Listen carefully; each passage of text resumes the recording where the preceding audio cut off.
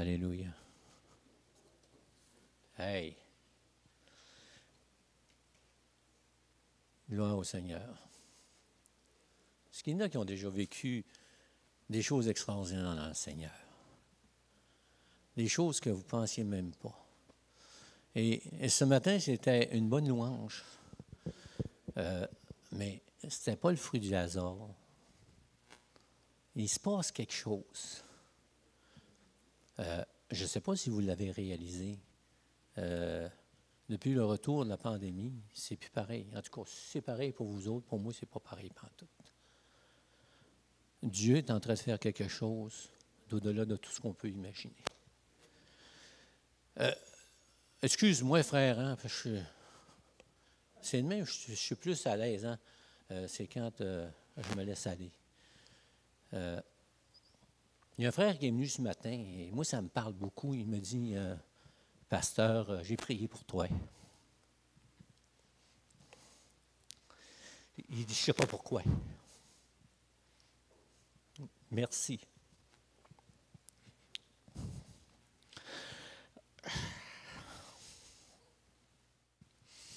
Je suis très, très émotif ce matin.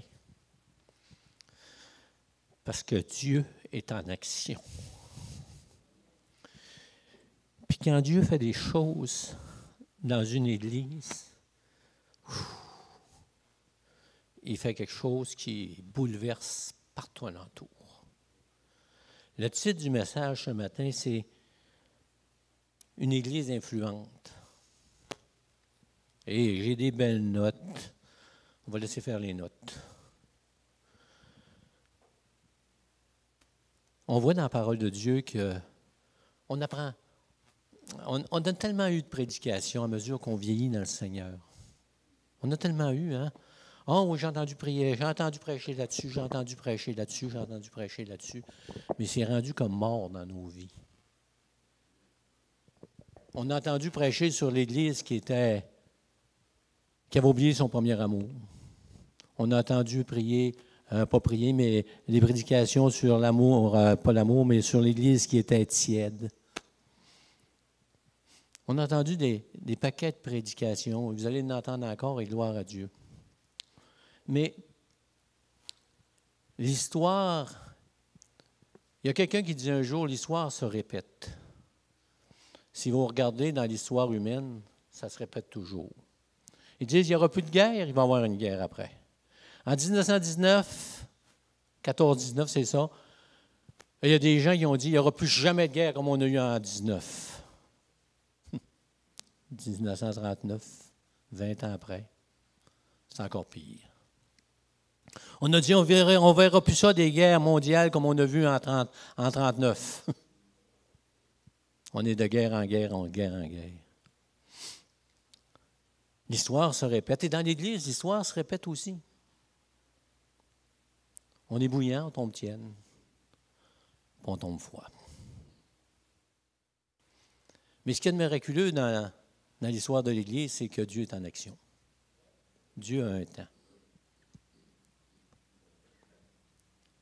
Je vais vous parler, là, puis je ne veux pas faire de comparaison. Là. Je ne veux pas faire de comparaison.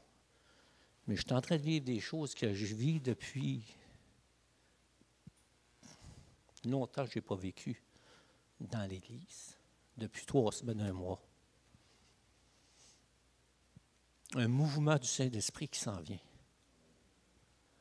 Pas un mouvement de folie, mais un mouvement du Saint-Esprit. Est-ce qu'il y a eu une folie ce matin quand on a loué le Seigneur? J'ai vu de l'ordre. J'ai vu Dieu agir par son Saint-Esprit. J'ai vu Dieu relever des cœurs ce matin. J'ai vu Dieu en action par son Saint-Esprit au travers des chants, au travers de la louange, au travers de l'adoration. Et Dieu a commencé une œuvre dans l'Église à travers des hommes que Dieu a mis sur mon cœur pour différentes choses, à travers tout le bouleversement physique que vous avez entendu parler dans l'Église. Un comité parlant, un comité, mais excusez, là, on va au-delà des comités ce matin. Mais Dieu utilise des hommes, utilise des femmes pour faire une œuvre qu'on ne peut pas imaginer. Il y a 2 semaines, je suis rentré à la maison parce que je suis resté après l'église ici avec des personnes pour discutait des choses. Et le Seigneur avait fait quelque chose dans mon cœur durant la louange, durant l'adoration, durant le service, à parler avec les personnes. Et quand je suis arrivé chez nous, ma femme était au comptoir. Elle s'est tournée vers moi et elle me dit, « Gilles, elle dit, on est en train de revivre quelque chose d'extraordinaire. » Hein? J'ai dit, « T'as senti ça aussi? » Elle dit, « Oui. » Mais elle dit, « Il ne faut pas qu'on manque le bateau. » Et ce matin, je vais vous parler de chacun de vous comme serviteur de Dieu. Serviteur de Dieu. Hier, j'ai été béni. On avait la corvée. Et merci ceux qui sont venus. Hein. On avait des nouveaux chrétiens qui sont venus à corvée. Et c'était bon de voir. Et je dis merci Seigneur. Puis ça me parlait à travers tout ça. Et on avait la doyenne qui était là. Je ne veux pas l'élever, mais ça a tellement parlé à mon cœur. Ça a fait du bien à mon cœur. Quand on a parlé de la corvée, ma femme a dit, maman va bien me demander de venir. Ben, j'ai dit, voyons donc, à 93 ans, on va voir 94 bientôt. Le téléphone a sonné samedi matin. Elle dit, je peux-tu aller faire la corvée avec vous autres? Elle dit, ça n'a pas d'allure à 94 ans. Et là, elle est venue avec nous autres. Ma femme est allée la chercher. Ma femme a dit, amène une chaise à maman. On l'a installée. Puis elle a lavé les vitres assis. Et quand elle est partie, elle me dit, tu sais, Gilles, j'ai senti dans mon cœur que c'était mon église, j'étais chez nous. Il n'y a pas d'âge. Mais il y a une chose.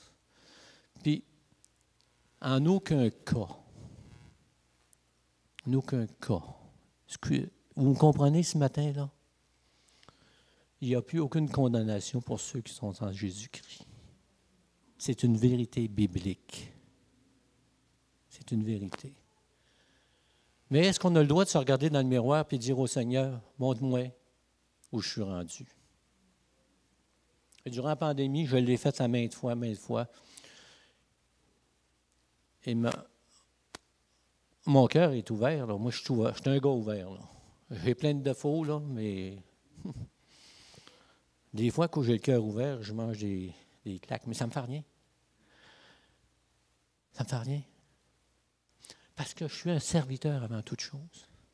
L'Église est en train. Ah oui, Denis, là, je suis à côté de mes feuilles. La prochaine fois, là, tu te tairas. Il dit, je ne sais pas pourquoi, il est venu prier sur moi dans ton regard. Il dit, je ne sais pas, il faut que je prie pour toi.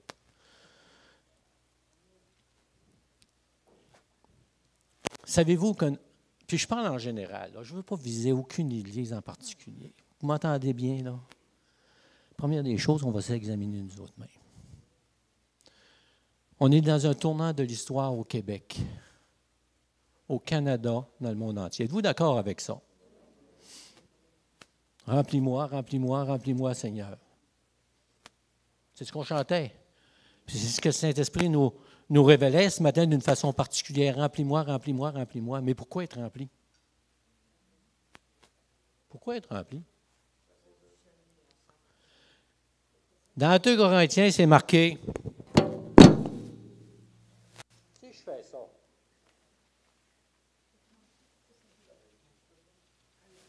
Hein? Oui, hein, les vieux. Hein? Quel âge t'as, Denis? Je ne sais pas quel âge t'as. 101? Ah, tu crois. Juste dans le bon âge pour te rappeler de ça. Hein, quand on était jeune, puis il disait retrousse-toi les manches. On savait qu'est-ce que ça voulait dire. Ça voulait dire qu'on allait avoir une bonne. On allait suer. On doit dire ça. On allait suer.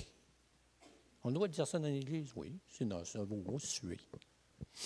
Est-ce que les chrétiens sont prêts à suer aujourd'hui?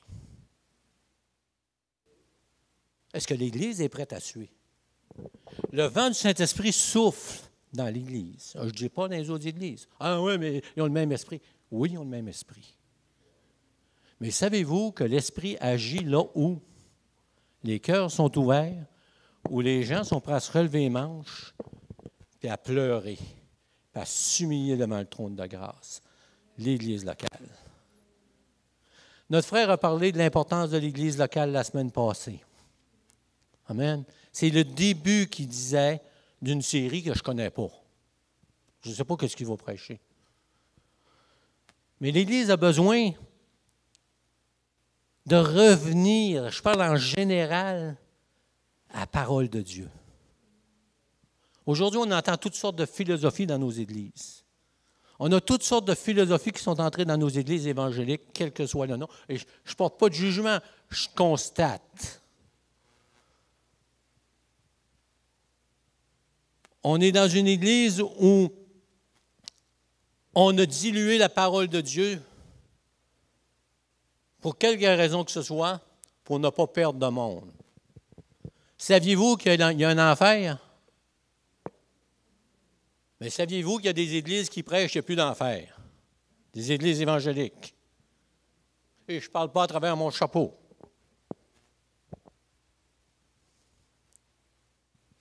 La parole de Dieu est la chose la plus importante de l'Église locale, comme elle est la chose la plus importante dans la vie d'un chrétien. Si le fondement n'est pas là, vous allez être apporté à tout vent de doctrine, et malheureusement, ça va être ce qu'on va voir dans l'Église ici, comme j'ai vu au travers les années. Des gens qui étaient assis, il a été assis, remplis-moi, puis remplis-moi, Seigneur. Puis comme le frère ou la sœur, je ne sais plus, là, je ne sais pas si c'est le frère, si la sœur dans sa prière disait que je ne sorte pas comme je suis rentré ce matin.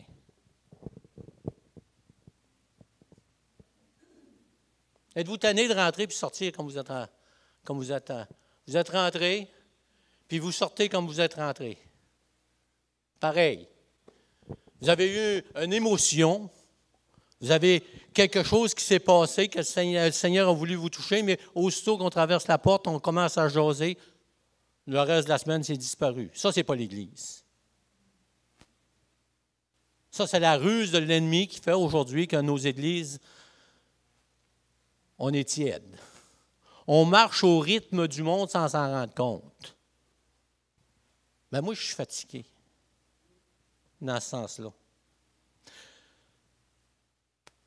Quelqu'un m'a posé une question cette semaine. Il dit, quel âge t'as? À mon âge, c'est choquant. J'ai dit, j'ai-tu l'air si vieux que ça, tableau? Le Seigneur me bénit. J'ai dit au gars, j'ai 72. T'as l'air plus jeune. C'est bon la retraite, hein? Non, je ne suis pas en retraite, je travaille. Comment tu travailles à 72 ans? Je travaille. Je suis pasteur. Ah, tu ne travailles pas. Tu fais juste le dimanche et le mercredi.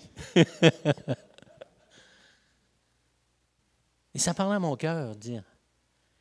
Et moi, j'ai un privilège de travailler à l'œuvre du Seigneur. Avez-vous réalisé qu'en tant que personne née de nouveau, Paul il dit dans Corinthiens, là, puisque nous travaillons avec Dieu, mais ça va plus loin. Nous travaillons pour Dieu. Amen.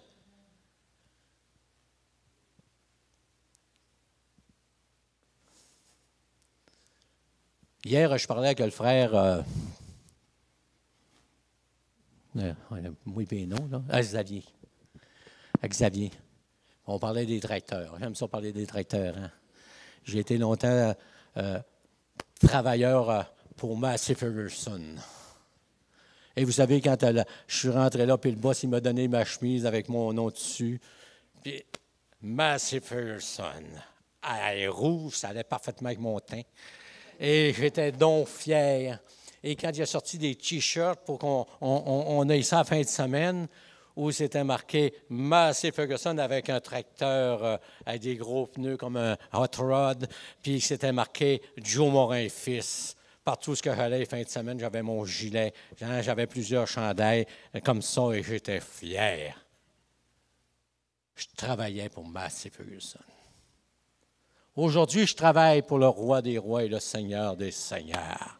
Alléluia. Et chacun de vous, vous travaillez pour le roi des rois et le Seigneur des seigneurs. Alléluia. Et si le Saint-Esprit est en train d'entreprendre une œuvre, et je vous le dis, si on est obéissant au Seigneur, si on reste conforme à la parole de Dieu, si on n'est pas emporté à tout vent de doctrine, si on marche comme la parole de Dieu nous le dit, vous allez voir des choses extraordinaires qui vont se passer. Pas juste dans l'Église, mais en dehors de l'Église. On parle. Et moi, je dis merci Seigneur si la pandémie a réveillé les chrétiens.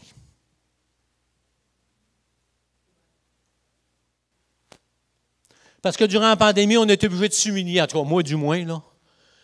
Puis me regarder dans le miroir et dire, Seigneur, je t'ai endormi. Il faut que je vive la parole de Dieu, racheter le temps. Il n'y a pas d'âge pour racheter le temps.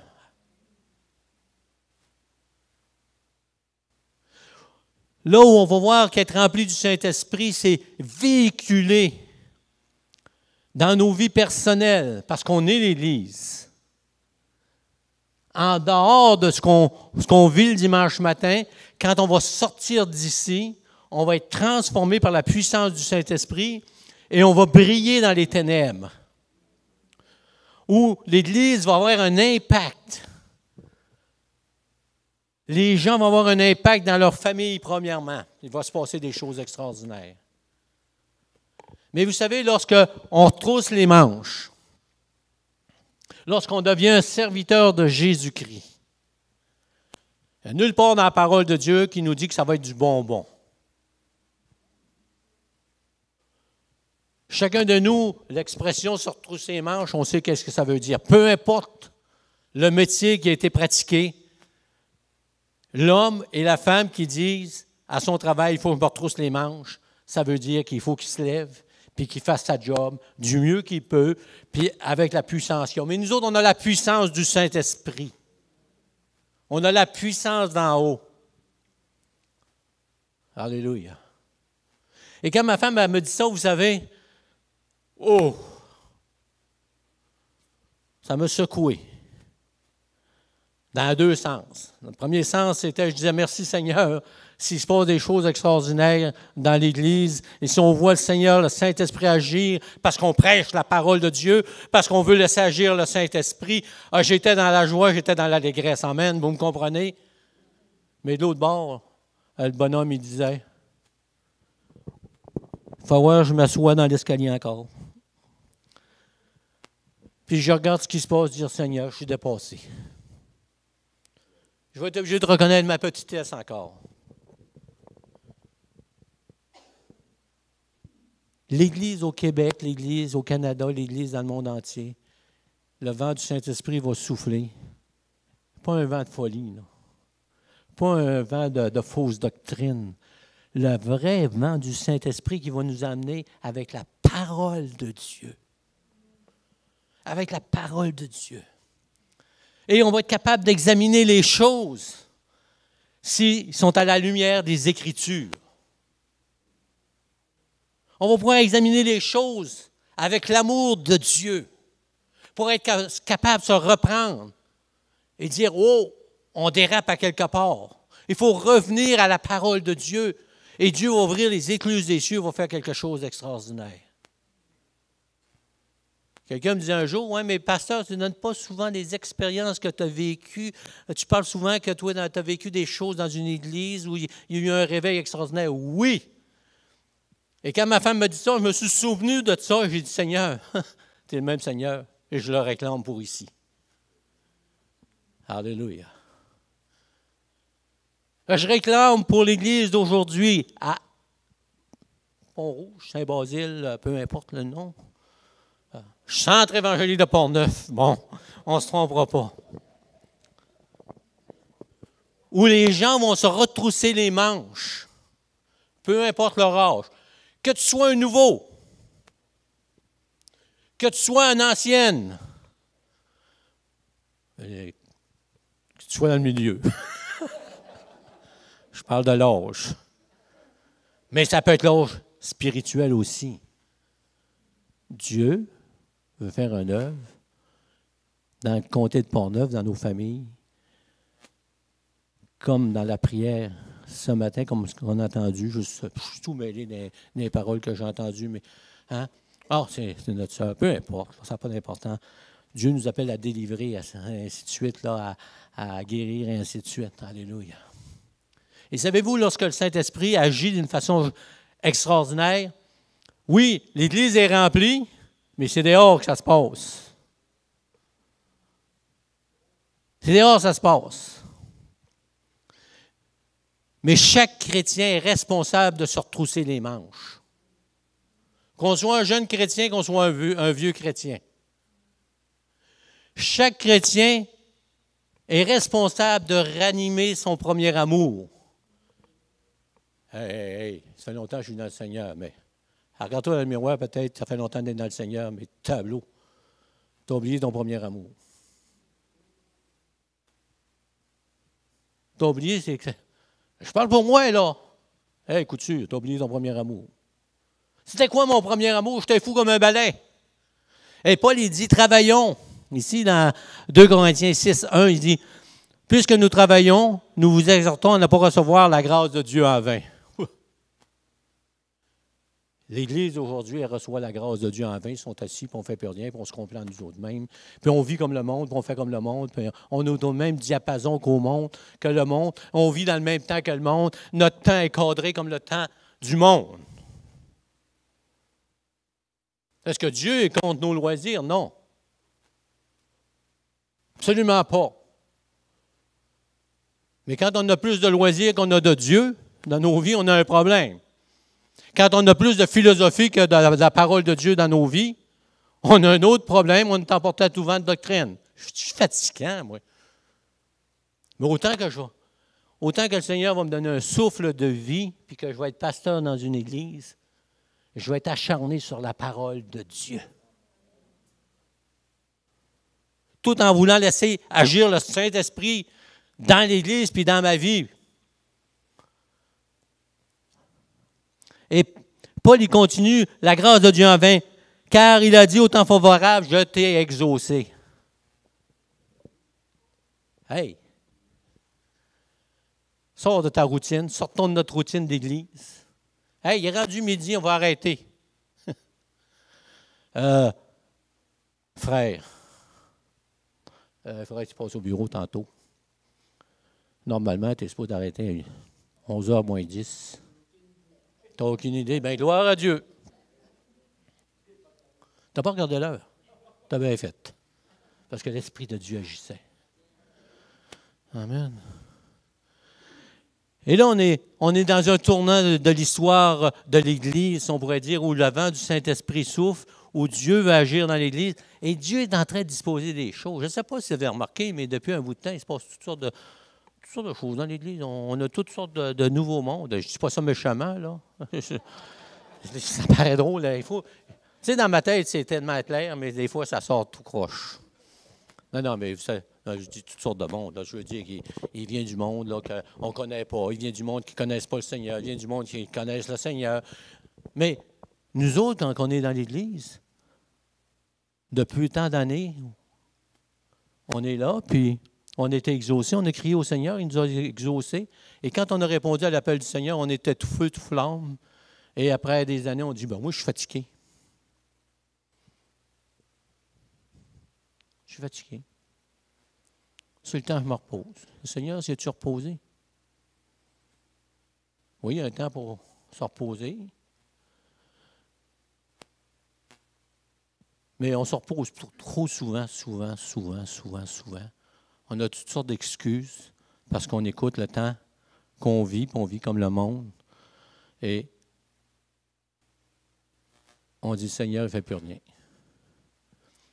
Sur mon cœur, je vous dis, si on laisse agir Dieu, lorsque Dieu nous remplit comme il l'a fait ce matin, lorsqu'on va s'acharner à dire dans nos cœurs, on veut être conforme à la parole de Dieu avant toute chose. Lorsqu'on va se dire, bien Seigneur, je vais me retrousser les manches avec tout ce que ça comporte. Parce que Paul, il continue ici, il dit comme des serviteurs de Dieu, un petit peu plus loin dans Corinthiens, chapitre 6.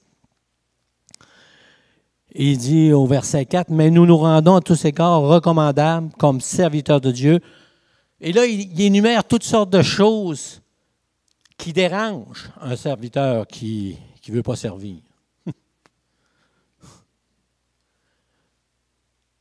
Hein? Recommandable comme serviteur de Dieu, par beaucoup de patience, dans les tribulations, dans les calamités, dans les détresses. Et il continue.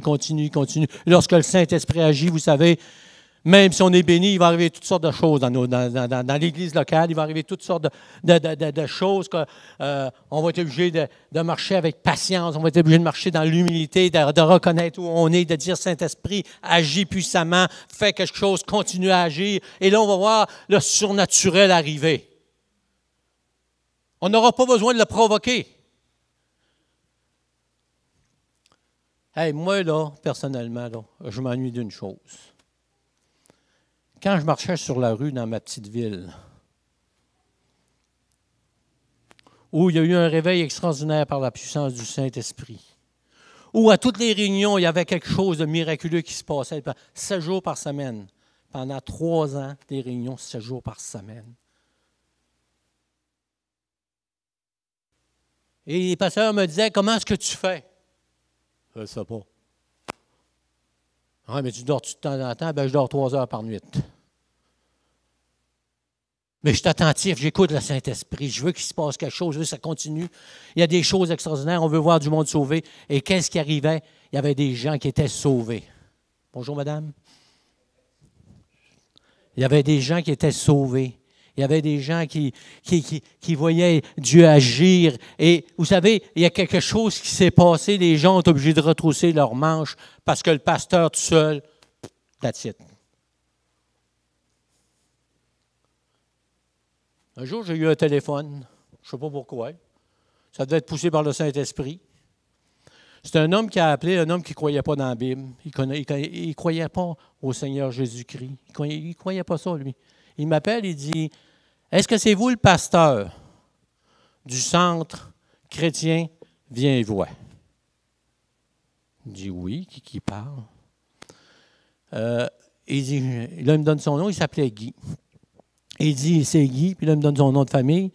Il dit, « C'est moi le directeur du centre de télévision communautaire de la région de Prescott-Russell. » Ah ouais? Est-ce qu'il y a quelque chose qui ne fonctionne pas? Est-ce que vous pourriez venir me rencontrer? Oui. Là, je raccroche, je dis ça à ma femme. C'est bizarre. Je ne le connais pas. Et là, je m'en vais le rencontrer. Il dit, Pasteur Couture, il dit, voulez-vous avoir une émission de télévision?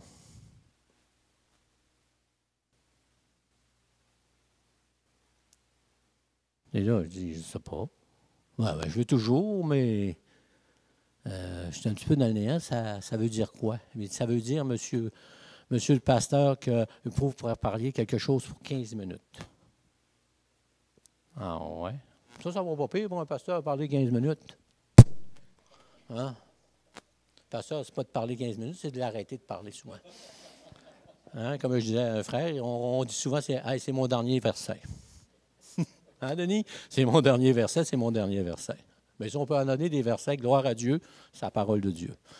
Et là, il me dit, oui, ben là, on aurait 15 minutes d'antenne à vous donner à toutes les semaines. Vous choisissez votre sujet, puis vous me le présentez pour le départ, puis on va voir.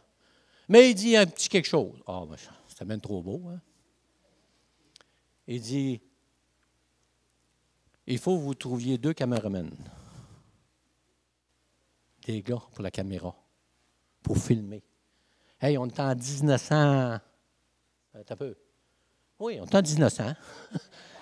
Boy, quasiment eu peur. Hein? 1980, on va dire 89 dans ça. Il dit, il faut que tu aies 2 caméramans, un gars de son, puis un gars qui va tout faire apparaître, si tu as des versets, si tu as quelque chose de même qui va apparaître. Hein? Tu connais ça, toi, Jean? C'est de l'ouvrage, hein? Mais quand tu ne connais pas ça, t'as-tu de la fou? J'ai dit, je personne de même, oui. Ben, il dit, on va vous donner un cours.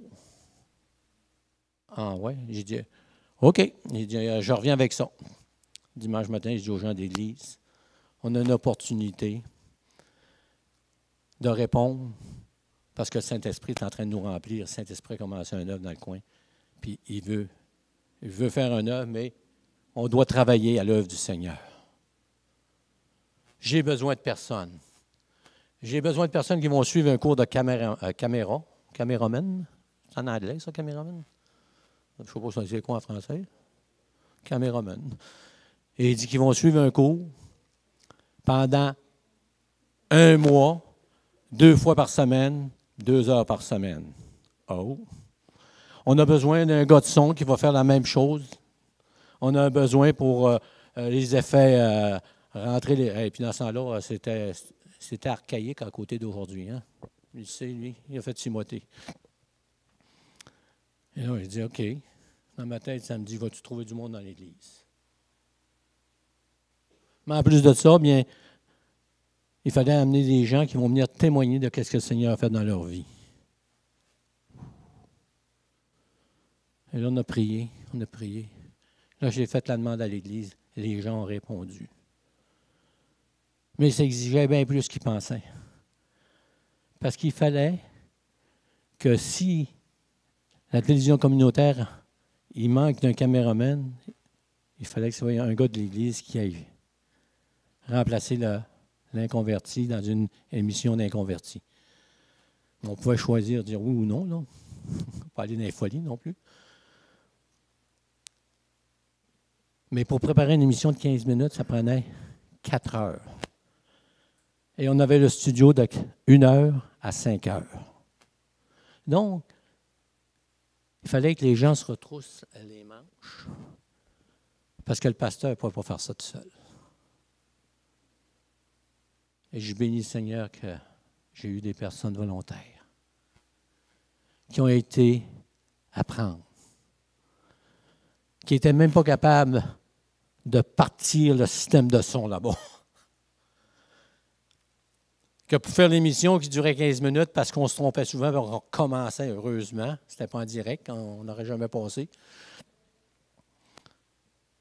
Ils ont donné pendant 2 ans de temps, 3 ans des efforts spéciaux. Mais là, il s'est produit quelque chose d'extraordinaire.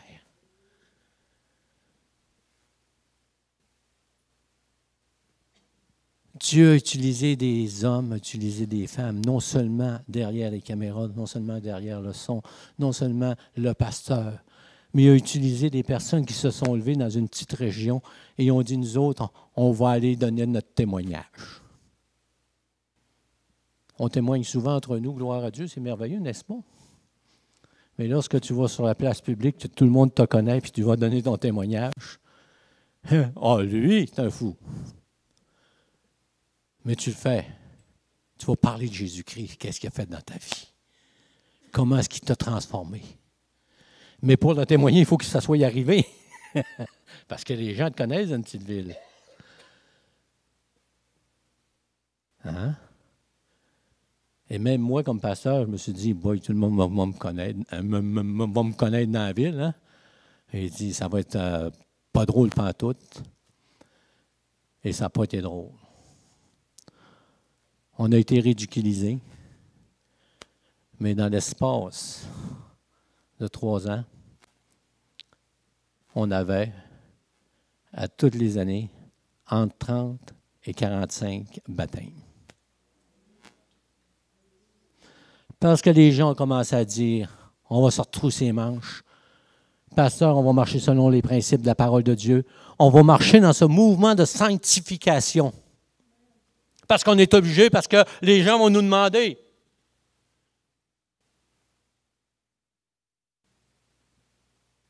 Tu prêches, tu parles du Seigneur, est-ce que tu le vis? Est-ce que ta vie est transformée? Et le reste, c'est le Saint-Esprit qui l'a fait. Et je me souviens, je marchais sur la rue avec ma femme, on avait l'habitude d'aller marcher de temps en temps, j'étais plus jeune. Hein. On allait marcher. Et je me faisais arrêter sa rue. Ah, je suis vu à TV, c'est toi qui es le pasteur. Oh oui. Oh, je sais que tu crois dans la délivrance. Oui. Est-ce que tu peux prier pour moi, mais je n'irai jamais à ton église. Je n'irai pas à ton église. Mais est-ce que tu peux prier que je sois délivré? Mais est-ce que tu veux que je prie tout de suite? Non, non, pas sur la rue, là. On peut le faire discrètement, personne ne va le savoir, ils vont penser qu'on parle. Et les gens nous demandaient de prier pour eux autres. C'est bizarre, le Seigneur. Hein? On va voir des signes du Seigneur dans nos églises. Et on priait pour des gens qui soient délivrés de certaines choses dans leur vie, puis ça ne marchait pas dans l'église. Et les gens disaient, comment ça se fait que le Seigneur, ben, on ne comprend pas. Puis quand on priait pour les inconvertis, ça marchait. Pourquoi? Parce qu'on est des témoins en dehors de l'Église. Parce qu'on agit dans un domaine en dehors de l'Église. Parce qu'on est appelé à être des lumières dans les ténèbres. On est appelé à partager la puissance du Saint-Esprit en dehors de l'Église locale, dans nos familles, dans les gens qu'on côtoie. On parle qu'on est, la région la plus suicidaire du Québec. Savez-vous ce que ça veut dire, ça? La région la plus suicidaire du Québec. Port-Neuf. Oui. C'est qui a dit, hein? Ah, c'est toi? Ah oui, c'était le même. Là. Je ne le sais pas cette année, là, mais ça a été longtemps de même. Ça voulait dire que c'était du Canada. Parce que c'est au Québec qu'il n'avait le plus. Saint-Esprit, il veut agir. Lorsque tu vas t'asseoir dans un restaurant et que quelqu'un va savoir que tu es un chrétien, bénis Seigneur, si tu t'assieds dans un restaurant, puis il y a une personne qui vient te dire, ou la serveuse, et un lundi, on était, moi et ma femme, c'était la journée de congé, j'emmenais toujours ma femme déjeuner dans ce temps-là. Et on va dans un restaurant, on s'assoit, et la waitress, excusez, c'est en anglais, elle vient me voir, puis elle me dit merci. Ben, j'ai dit, excuse-moi. Elle dit, je voudrais te remercier. Ben, j'ai dit, je ne comprends pas. Elle dit, j'ai écouté ton émission de télévision il y a 3 semaines. De quoi je parlais il y a 3 semaines, je ne m'en souviens plus. Tu sais, je ne me souviens pas même pas de ma prêche, mais que je sors d'ici. Non, c'est pas vrai, là. Pas tant que ça, là, mais. Et là, la madame, elle dit, oui, oui. Elle dit, j'avais décidé de me suicider. Puis elle avait dit, tu parlais que le suicide n'est pas de Dieu. Que si l'homme n'a pas de solution, la solution est en Jésus-Christ, que Jésus-Christ peut te libérer de tout ce qui te tient captif, qui t'amène à aller te suicider. Elle dit, j'ai écouté ça, elle dit, j'ai tombé face contre terre, quand c'était son expression, puis elle dit, parce qu'elle dit, tu as présenté le plan de salut, j'ai demandé pardon au Seigneur. Puis elle dit, aujourd'hui, je suis devant toi. Puis elle dit, je vais à l'église. Elle dit, excuse, si je ne vais pas à ton église, là, ben, je dis, c'est pas grave. Elle dit, je ne savais pas ce qu'était ton église. Parce que dans ce temps-là, on n'était pas dans une bâtisse qui était reconnue, on était dans un bâtiment qu'on louait. Elle dit, j'ai joint l'autre église, là. Elle dit, tu sais, l'église là-bas, là, qui a un clocher, là. Mais c'est une église évangélique aussi. Et j'ai dit à madame, continue d'aller là. Tu es bien là? Elle dit, oui, mais glorifie le Seigneur. Est-ce que vous voulez avoir ça, vous autres? Est-ce que vous voulez avoir des choses de même dans vos vies personnelles?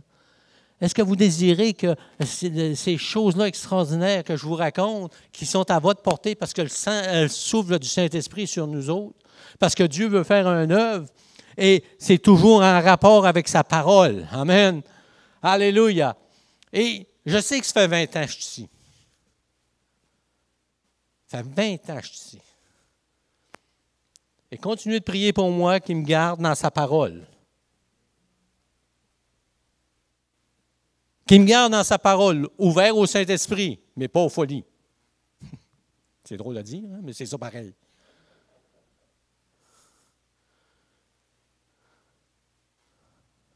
Et être un serviteur, être dans ce vent du Saint-Esprit, vont impliquer, se retrousser les manches, et d'être un enfant de Dieu, premièrement, qui a reconnu Jésus-Christ comme son sauveur, qui n'est pas rien qu'assis dans son banc en disant « Merci Seigneur ».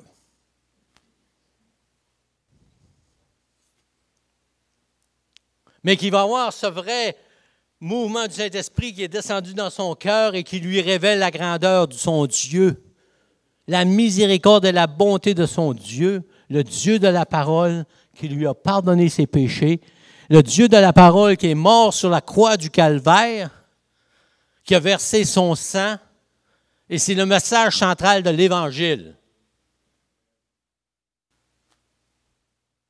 Prêche la parole. Prêche pas la philosophie. Prêche pas le monde. Prêche la parole. Et moi, je vais faire le reste par la puissance de mon esprit.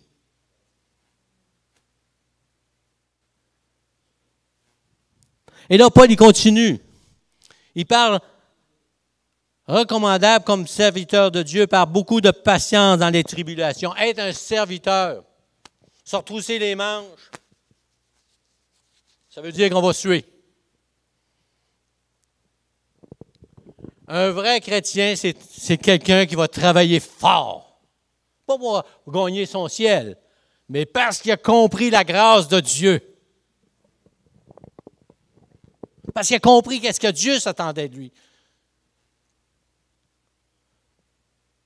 Êtes-vous fiers d'être un enfant de Dieu? Alléluia.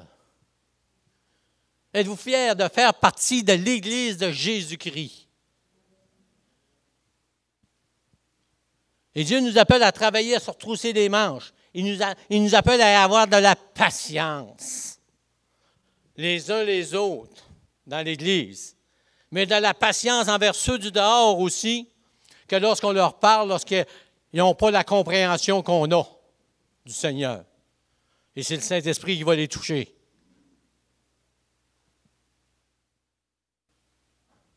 Si les chrétiens, si les églises aujourd'hui, on était acharnés sur les bases fondamentales de la parole de Dieu,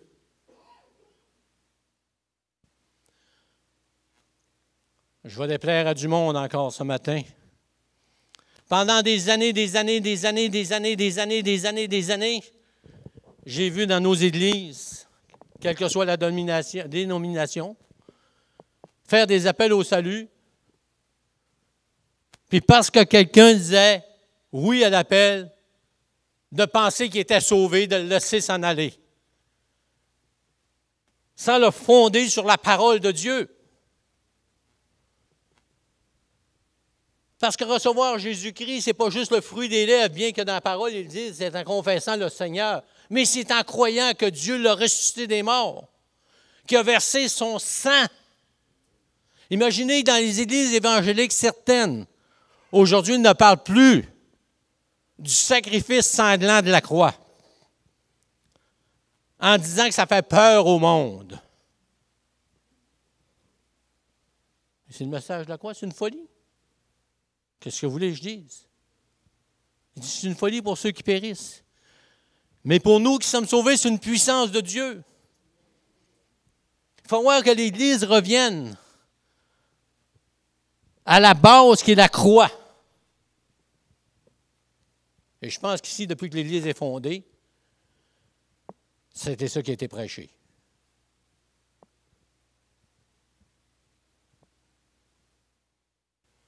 Alléluia. Le vent de l'Esprit veut souffler. Et dans la parole de Dieu, vous voyez que il y avait comme des endroits qui étaient plus touchés par le Seigneur que d'autres. Et comme disait notre frère, il n'est pas là, il n'est pas à la garderie, il est à l'éducation chrétienne. Il disait, c'est comme dans l'Esprit agissait d'une place, agissait d'une autre place. Comment ça? Est-ce que ça se peut? Ben oui. Il faut que les gens soient réceptifs. Il faut que les gens soient prêts à se retrousser les manches, à payer le prix. On a été sauvés gratuitement par le sang précieux de Jésus-Christ pour de bonnes œuvres que Dieu a préparées d'avance. Fait qu'arrêtons de dire que c'est trop dur pour nous autres, c'est pas vrai. Si c'est préparé d'avance, ça va tout seul. Suivez la recette, suivez la parole de Dieu, ça va bien aller. Les hommes qui font des gâteaux, ils achètent des gâteaux en boîte. Pour la majorité, ils ont juste à suivre l'instruction, puis ils rajoutent des ingrédients. Ils font pas le reste. À part quelques-uns là, qui ont l'air à dire, ben moi, c'est moi qui fais mon gâteau, là, je connais ça. Mais est-ce qu'on est prêt à s'humilier devant le trône de grâce? Est-ce qu'on est prêt à racheter le temps, comme c'est écrit? Il dit racheter le temps, car les jours sont mauvais. Racheter le temps. Hey, ça implique de mettre des choses de côté. Tu sais, il y a beaucoup de choses que lorsqu'on a accepté le Seigneur, on s'est dit, on s'est consacré au Seigneur. Je vous fais un bilan général. OK, là? Choquez-vous pas, là? Mais on a le droit de s'examiner. Combien d'entre vous, quand vous avez accepté le Seigneur, vous aviez une réunion le dimanche soir?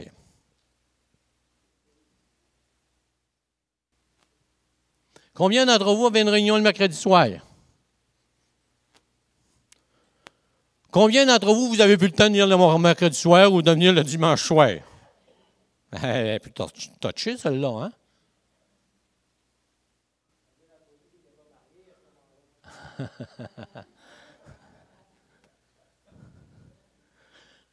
J'aime ta réflexion. Puis, je sais que notre famille, c'est important. C'est très important, notre famille. Il faut en prendre soin.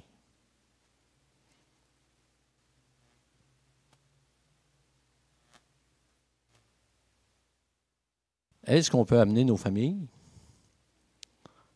parfois à l'Église, dans un contexte autre que le dimanche? C'est une question que je me pose. Je ne veux pas parler des vieux bonhommes et des vieilles bonnes femmes comme moi.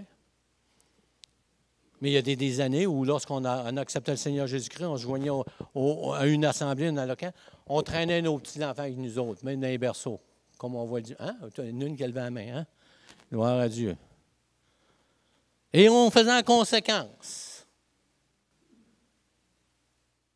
de trouver du temps pour que nos enfants aient une connaissance encore davantage, même si on le donne à la maison. Là. Gloire à Dieu, je sais que les parents ils donnaient une instruction.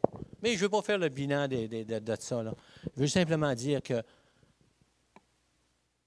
Jésus a dit, il faut qu'on renonce à nous autres mêmes. Il dit, on veut garder nos familles, on va perdre nos familles.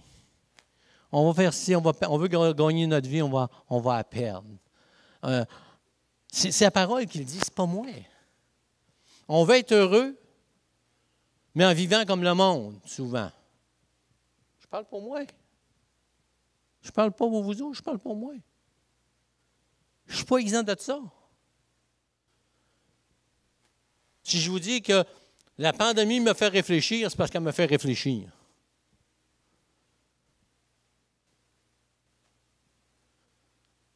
J'ai arrêté de pleurer et de dire pasteur, Dieu, Esprit Saint, c'est ce qui se passe. Tout simplement, consacre-toi donc, bonhomme. Redeviens plus en feu. Tu as perdu ton feu, tu as perdu ton zèle. Sans t'en rendre compte. Tu as un zèle, oui, mais il n'est plus comme avant. Reviens à ton zèle. Comment est-ce qu'un jeune dans une église peut venir avoir du zèle si les personnes qui sont dans l'église depuis X années n'ont plus de zèle?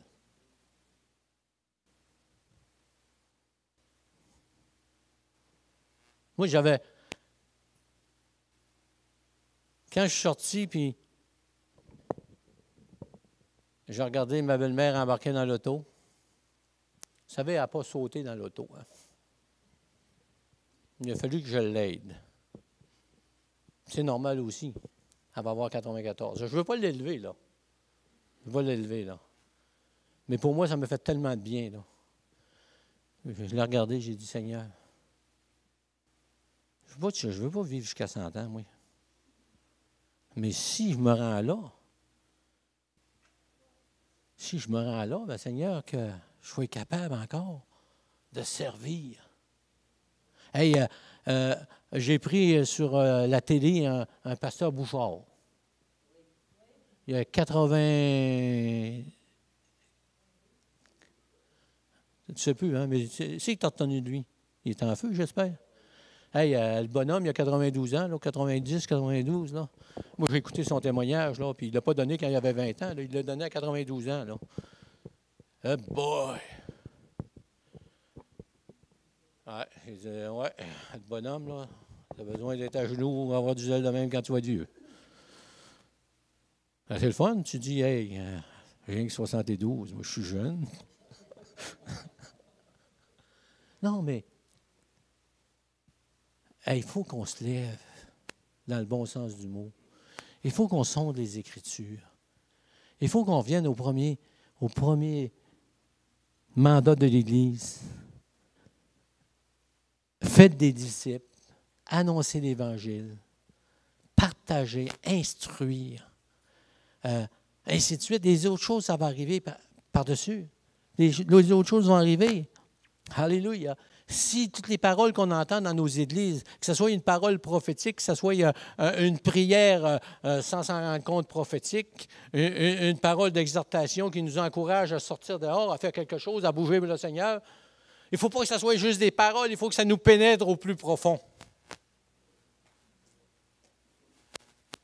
Je vous le dis, je vous le répète, je suis tannant, je suis fatigant.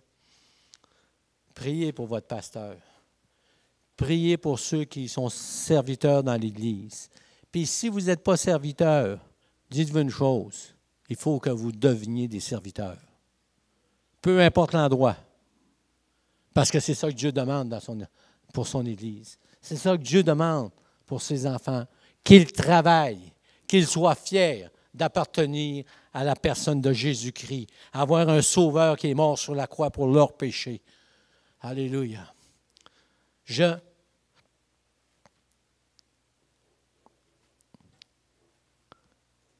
Ce n'est pas notre œuvre, vous allez dire. Mais il y a quelque chose que Dieu nous dit, il dit de travailler. Les résultats, ce sera le Saint-Esprit. Les résultats, ce sera la responsabilité du Saint-Esprit. Mais ce qu'il veut, c'est que l'Église se lève, puis que l'Église agisse pour l'Évangile, pour que les gens du dehors soient sauvés. On a un grand Dieu, vous savez. Si on ne prêche pas la parole, si on n'en parle pas, mais toutes les fois que tu parles de la parole, il y a des chances que tu sois ridiculisé par un inconverti. Mais ce n'est pas grave. Ma mère, elle disait qu'il ne vaut pas une risée, il ne vaut pas grand-chose. C'est un patois du monde, imaginez dans le Seigneur. Hein? Alléluia. On a un grand privilège. Être appelé au salut, c'est un gros privilège, ça. Le privilège, c'est que le Saint-Esprit nous a parlé et qu'on a répondu oui à son appel. Mais que ce ne soit pas juste du bout des lèvres, quand on est un jeune qui rentre dans l'Église pour la première fois, qu'on laisse travailler l'Esprit Saint par sa parole, qu'on s'acharne à lire la parole de Dieu. Je ne vous dis pas de l'apprendre par cœur, c'est pas ce que je te dis. Si vous êtes capable de le faire, gloire à Dieu, amen. J'aime ça, moi, quelqu'un qui est capable de me dire des versets par cœur. Mais moi, je bégaye. Quand je veux y dire, je ne m'en souviens plus.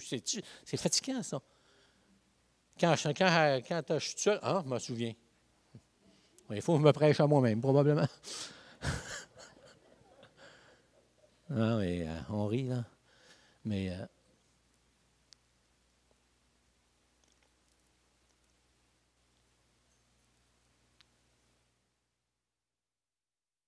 c'est pas juste du monde qu'on veut voir dans l'Église, c'est des gens qui ont compris la grâce de Dieu. C'est des gens qu'on va leur exprimer avec la parole de Dieu qu'est-ce que Dieu s'attend d'eux autres. Qu'est-ce que Dieu veut faire dans leur vie. Qu'est-ce que Dieu veut opérer dans leur vie. Avec les manquements qu'on peut avoir dans notre compréhension des Écritures. Parce que à mesure qu'on grandit dans le Seigneur, à mesure que l'Église grandit, elle s'aperçoit que... Oui. Ouais. Dans mon bureau, là, j'ai toutes mes prédications depuis 1982. Et de temps en temps, j'ouvre le tiroir, puis j'en sors une des années 80. Je dis, hop là! Ouais, c'était pas fort. On a fait. C'était résumé pas mal. Tu sais, je dis, hey boy, ouais, je sais pas, je prêcherais de même. Non, ça, c'est pas. En tout cas, le Seigneur était pas mal plus grand que moi parce que le Seigneur a fait des choses extraordinaires. Parce que c'est le Saint-Esprit qui agissait. Tu n'as pas de petite capacité dans le Seigneur, mais tu n'as pas de grosse capacité. Tu n'as pas de petite capacité pour avoir des complexes d'infériorité, puis tu n'as pas de grosse capacité pour avoir des complexes de supériorité. C'est drôle pareil, hein? Mais le Seigneur, il t'a donné des talents. Le Seigneur t'a donné des choses spéciales. Il y a 2 semaines, j'ai rencontré un frère. Pour quelque raison que ce soit, il a décidé de prendre un break. Il vit sa vie tout seul, chrétienne, avec sa famille. Savez-vous ce que je lui ai dit? Tu n'as pas le droit de faire ça. Le Seigneur t'a tellement donné des talents extraordinaires. Puis je ne voulais pas le vanter, mais le Seigneur il a donné des capacités humaines extraordinaires, puis qu'il a déjà utilisé à la gloire de Dieu. Tu ne peux pas rester tout seul. Tu vas t'éteindre. Tu es appelé à joindre une assemblée locale. Fais ça. Joins-toi, puis mets-toi au service de tes frères, de tes sœurs. Puis là, tu vas pouvoir servir aussi dans l'autre domaine. Il y a le service vertical envers Dieu que chacun de nous, on devrait faire, d'être capable de s'arrêter, d'écouter, d'entendre Dieu nous parler, d'entendre le Saint-Esprit nous rencontrer, d'être dans ce service vertical où on va servir notre Dieu de tout notre cœur, on va l'aimer, on va l'adorer, on va le célébrer. Amen. On va lui obéir. On va obéir à ce que la parole de Dieu nous dit. Mais on a le service vertical qui a 2 facettes, dans l'Église et dans le monde aussi. Et Dieu nous appelle dans les 2. Et c'est là que c'est difficile de tout mettre ça ensemble et de racheter le temps. Mais qu'est-ce que l'ennemi veut faire? L'ennemi veut que l'Église soit endormie. Il veut que l'Église prêche n'importe quoi. Il veut que l'Église soit apportée à tout vent de doctrine. Il veut que le chrétien, c'est la même chose, parce que l'Église, c'est moi, c'est toi, c'est chacun de nous. Alléluia. Vous êtes-vous posé la question, comment est-ce que ça se fait qu'il y a tant de dénominations évangéliques? Est-ce qu'il y en a qui ont fait une petite étude là-dessus? Denis, tu n'as pas fait d'étude là-dessus? Toi, comment il s'appelle? Jonathan? Hein? Comment tu dis ça? Il y en a plusieurs, hein? Mais savez-vous ce qui ressort dans les études là, avec des gens qui se sont arrêtés et ont étudié ça? Là? C'est qu'en réalité, c'était tous des évangélistes sauvés par grâce. Mais qu'à un moment donné, ils voulaient avoir la gloire des hommes. Ils voulaient avoir raison. Fait qu'ils ont dû bifurquer un petit peu, puis ils ont amené leur doctrine, qui n'est pas toujours mauvaise, mais qui a fait qu'on a une église d'Atsi, une église d'Atsi, une église d'Atsi, une église du pasteur Couture. Hey! Êtes-vous fiers de votre pasteur? Bien, courez en ville, dites, hey, nous autres, on est le meilleur des pasteurs.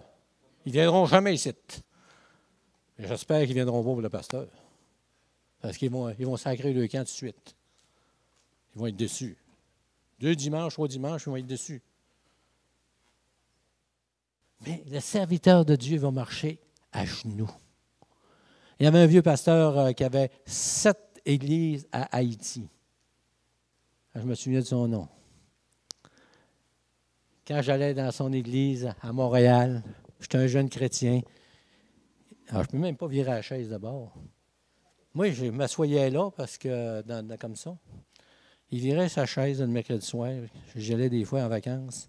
Et il s'assoyait là-dessus. Mon frère, Jésus-Christ, il t'aime. C'est un anglophone. Il est mort pour toi. Il est mort pour toi, là. Oublie-les jamais. Je ne l'ai jamais oublié, hein? Je n'ai pas oublié le pasteur, mais je n'ai pas oublié que Jésus m'aimait tout le temps. Qu'il était mort pour mes péchés.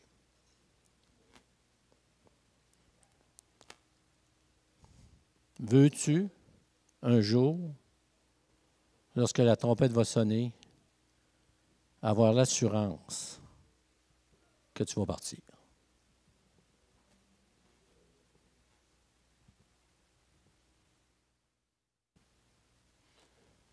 Terminer avec ça. Encore. Tu ne peux pas être d'accord ou pas.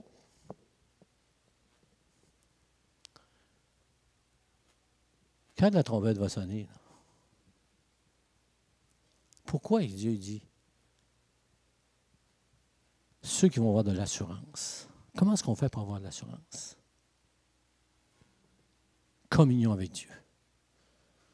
La parole qui vit en nous. La certitude que Jésus-Christ est mon sauveur, qui m'a pardonné mes péchés. Malgré l'adversité dans ma vie, ni la mort, ni la hauteur, ni la largeur, ni la profondeur. Là, Paul en rajoute qu'il a encore oublié. Il fallait le lire dans Romains chapitre 8. Là. Vous savez par cœur, vous autres. Là. Louis, tu peux-tu me le dire? Ni la mort, ni la hauteur, ni les dénominations, ni les anges, ainsi de suite, ne se parlent. Mais comment est-ce qu'on vient à ça? Comment est-ce qu'on vient à ça? Quand on vit dans un monde de fous. Quand on vit dans un domaine chrétien où on n'est même pas capable de s'entendre. C'est quand on est fixé dans la parole de Dieu et qu'on laisse agir le Saint-Esprit, que le Saint-Esprit nous donne cette assurance-là. La plus grande bénédiction que je donne au Seigneur, moi, que j'ai eue dans ma vie, je l'ai encore aujourd'hui. Après 47 ans, je suis encore plus sûr de mon salut. J'étais sûr quand j'ai donné ma vie à côté après un arbre. 47 ans après, je suis encore plus sûr.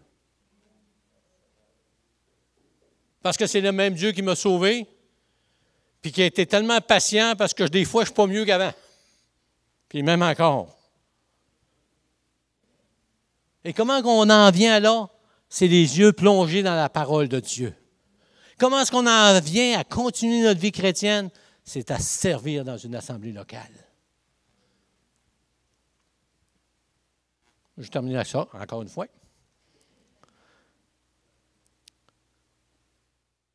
Si tu n'aimes pas l'Église locale ici, tu as le droit. Si tu n'aimes pas le pasteur, tu as le droit. Mais une chose, tu n'as pas le droit, c'est de rester chez vous. Trouve-toi une Église où tu vas être capable de servir le Seigneur. Parce que si tu ne fais pas ça, tu vas t'éteindre. Sécher. C'est ce que le frère a dit en arrière. Mais c'est la réalité biblique. Mais mon cœur était là ce matin. Je suis touché par le Saint-Esprit. Je suis émotif. C'est parce que je vois que le Saint-Esprit veut faire un œuvre dans notre assemblée. Pas à cause de moi. À cause de nous autres qui va répondre à l'appel. À cause de nous autres qui va dire au Saint-Esprit, on se retrousse les manches. Puis on va arrêter de se trouver des prétextes.